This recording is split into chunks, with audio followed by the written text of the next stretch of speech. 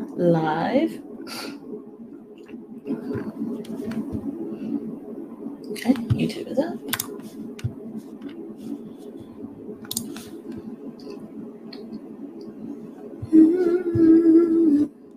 And Facebook is up. Wonderful. Hey, everybody. Happy Thursday. Thoughtful Thursday. Also, ask yourself anything Thursday. Yeah, I got that muted. Wonderful. Good. Don't need any feedback here.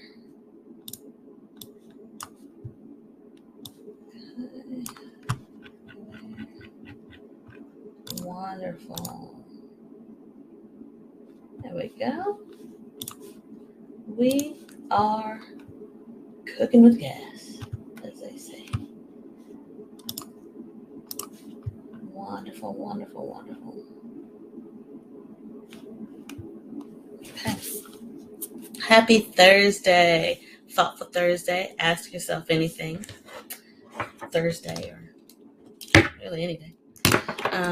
And today is day 15 of the self-care challenge. That's my husband would say. Oh, it's my chair. I was like, what is that behind me? Sorry, squirrel. All right, September is Self-Care Awareness Month. Okay, I hope you guys can hear me well. September is Self-Care Awareness Month. And so this month I wanted to just share some practical, quick and easy self-care tips and activities for you guys to be able to possibly incorporate into your life on a regular, daily, weekly basis so that you can make self-care a priority for yourself. Self-care is not selfish, but it is essential. It's kind of like making sure there's gas in your car, there's oil in your car, making sure there's food in the refrigerator, making sure there's diapers for your baby and food for your kid, for yourself. Making sure, you got all the essential things. Your self-care is just as essential as those things that I just shared. So I hope that you find these little bit tidbits helpful. As always, please feel free to let me know. I'd love to hear your thoughts, whether you like a certain activity or don't. If you modified it, whatever. Feel free to share in the comments, or there is a link in the description of the video where you can send me an anonymous message, or you can put your name on it, your email on it if you want me to contact you back. But feel free to let me know your thoughts about it. If you want to follow along, we are halfway through. We are at the halfway mark. 15th day of September is 30 days. So if you want to follow along, you still can. I made a free printable of all 30 activities. There's also a place on there to track your self-care. You can also set goals or take notes.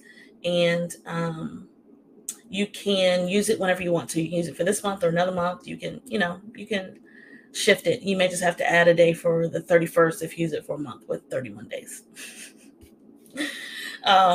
But feel free to download that and get that at my website, mindfuledgesolutions.com. And you can find that also in the description of the video. So let's get started because I don't intend to be very long with these videos. So day 15 is writing a letter to your future self. So maybe about a month ago, I talked about writing a letter to your younger self, dear younger me. Well, today is dear future me. So why should we write a letter to our future selves? What's the benefit in that? Why we do it? Excuse me. So here are about 7 reasons why writing a letter to your future self could be really helpful for you today, helpful for your mood, for your mental health, and helping you to build confidence and things like that. So let me go ahead and share. So one reason is that it can help you to relive some good memories. So you share about, with your future self, some things that have happened, some things that you're proud of today or leading up to today. And so being able to read that whenever you choose to in the future, a year from now, 3 years from now, 5 years from now, you get to relive some of those good moments that you might have forgotten about. Sometimes we do that. Sometimes our mind tends to filter out the good and focus only on the bad. So another good reason is that it can help you acknowledge your growth and your achievements.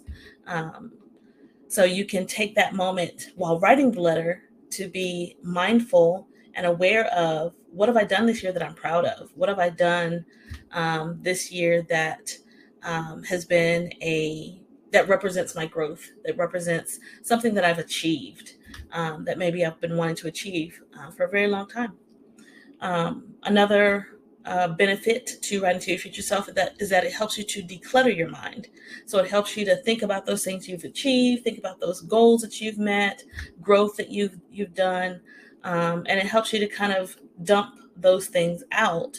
So it frees up space in your brain to be able to be creative, to process other things, to just do, whatever else is needed for you today. So it helps you declutter your mind, right? Another good benefit to writing to your future self is that it will increase your gratitude, because it'll help you to look over your life, if you choose to look over the year and find gratitude in the things that have taken place. Um, and there's that grateful people experience fewer aches and pains and report feeling healthier. That being grateful also reduces aggression and frustration. Those are really great benefits to just being grateful, just saying, I am very thankful for this person in my life or for this experience in my life. That when we do that on a regular basis, when we try to find something that we're grateful for every day, if we can try, 1 to 3 things every day that we're grateful for, and it can be small or it can be large. It doesn't have to be something humongous. It could be something really small. It could be, someone um, let you in traffic today. And maybe that's something that doesn't typically happen for you, but it just brought you some type of joy.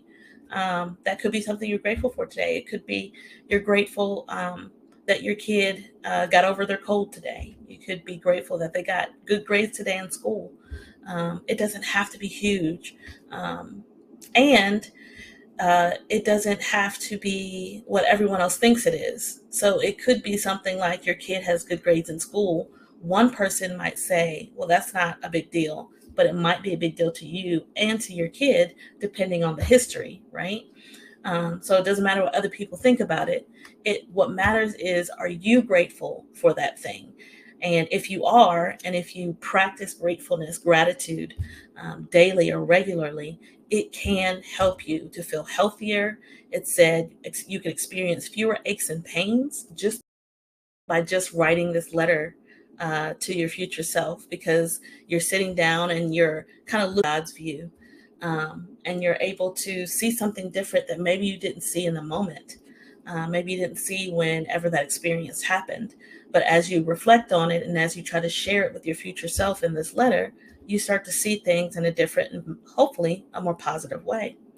It helps you to acknowledge growth and improvement, being aware of those things.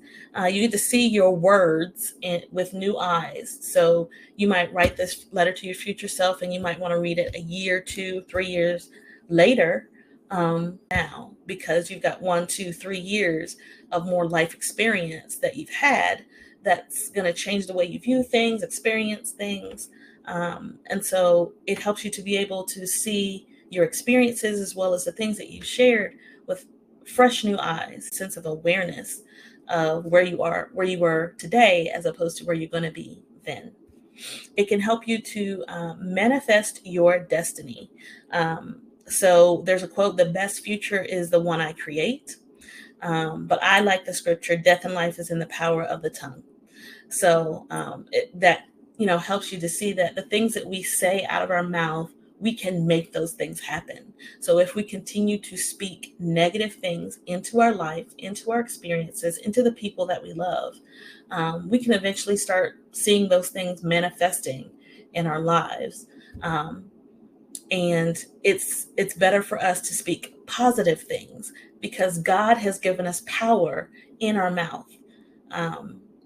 He's given us power to speak life into situations, life into the things that we experience into our life, speak life into our life. So death and life is in the power of the tongue. So you have the ability in this letter to your future self to dream big, right? Think big. You can even set goals for yourself. It can help you to move your thoughts from the present day. Now, I'm all about mindfulness and being present. That's really important. But sometimes we do need to move forward a little bit in a healthy way. Not that I'm worried about what's coming, but more so being able to see what is my full potential. What could I be? Who could I be a year from now, 3 years from now, 5 years from now, if I allow myself to dream and to see it? If I allow myself to write it down on paper, write the vision and make it plain, is another good scripture. Write it down. Do this letter. At the very least, if you don't want to do the letter, write down, who you want to be, that dream of your future. Put that on paper. And so I found another quote. It says, "Don't let the uncertainty of failure or the lie of security and stability hold you back." I'll read that again. Don't let the uncertainty of failure or the lie of security and stability hold you back. Dream big. Dream big. It really can help to improve your mood and to change your perspective of your life today. And then a final benefit is achieve goals. So you can set goals for yourself, for your future self, and identify some steps to kind of reach those goals and start working towards it. It can help you to move forward, and it can help you to measure those goals, because then you can look back if you write a letter to your future self for a year from now, September 15th, 2023, you can look back and see what you've done to reach the goal that you set for yourself. How empowering is that, to be able to see that growth and to see that you set that goal for yourself and you achieved it. So it's really good. It's helpful to make SMART goals. And SMART is an acronym that stands for specific, measurable, attainable, relevant, and time-based. So make sure that the goal is specific. What exactly is it that you want to do? Well, I want to be happier. Be specific. What does happy look like to you? How will you know that you're happy? Are questions that you can ask yourself to make that more specific. So how can we do that? I want to be happy today.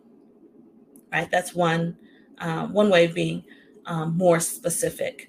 But you can go even deeper than that, because then the question is, well, how do you know you're content? So asking yourself those questions to dig a little deeper into what is the goal, right? So let's do an easier goal. So let's say you want to lose weight. Okay, let's be more specific. I want to fit into a size 5 a year from now. That's specific. I want to be able to lift 50-pound weight, 3 reps, 15 times in each rep. That's specific, right? Measurable. The weight one was really, really good. I want to be able to lift 50-pound weight. That's the measure. I want to lose 35, 50 pounds within a year or whatever. That's measurable. You can measure those things. Very clear. Some goals, it's kind of harder to get that measure, but I encourage you to try your best to do that. If you choose to use a SMART goal, you could just, do goals however you want to, but this is one way to kind of help you to be a little more effective in reaching your goal. Attainable. So is it realistic for you to be able to reach this goal? So for instance, I want to be able to fly off of a building with no apparatus. That, my friend, is not attainable. Okay. I know some of you have the faith and belief that you can do literally anything. That one may not be what God intends for you to do, and you could potentially seriously harm yourself. But I want you to still think out of the box and not be bound by fear, right? Just think about, is it attainable? If I can take away the fear and the insecurities that I may have, is it possible for me to be able to attain this goal? The answer is probably yes. Is it relevant? Is it relevant to who I am and to my goals and to my values in life? Is it even relevant for me? This goal, or you goals and share that with your future self. So you might say, a year from this date, I want to be able to achieve this specific goal. 3 years from this date, I want to be able to achieve this specific goal. And so putting that time limit on it,